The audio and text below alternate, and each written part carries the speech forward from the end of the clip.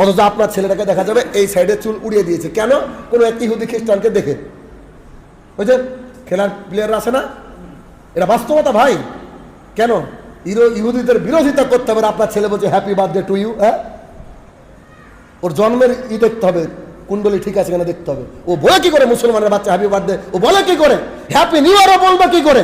ইহুদিদের বিরোধিতা করার জন্য মুসলমান রোজা রাখবে, আর আপনার ছেলে অপরের মেয়েকে বলবে যে হ্যাপি নিউ ইয়ার। কি আশ্চর্য কথা না? এগুলোকে হালকা ভাবে নিয়েন না। ওই যে 25শে ডিসেম্বর এই খয়রামারিতে একটাও আপনার ওই খ্রিস্টান নাই, তাও কেক বিক্রি হয় কি হয় না? কেন আপনার ছেলে তার অনুসরণ করবে? অনুসরণ করতে গেলে অনুসরণ করতে হবে আল্লাহ সুবহানাহু ওয়া তাআলা এবং মুহাম্মদ সাল্লাল্লাহু আলাইহি ওয়াসাল্লাম, বাকি আর কেউ কারণ না। তাহলে কি দুইটা কথা বলবো বলেছিলাম, একটা কাতাদা রাদিয়াল্লাহু তাআলা থেকে হাদিস, আর দ্বিতীয় আব্দুল্লাহ ইবনে আব্বাস থেকে হাদিস।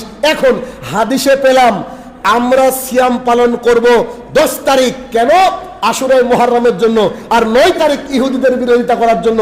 তবে রাসূলুল্লাহ সাল্লাল্লাহু আলাইহি ওয়াসাল্লাম এই কথা বলার পরে তিনার জীবনে আর আশুরা আসেনি, অর্থাৎ তিনি তার আগে ইন্তেকাল করেছিলেন।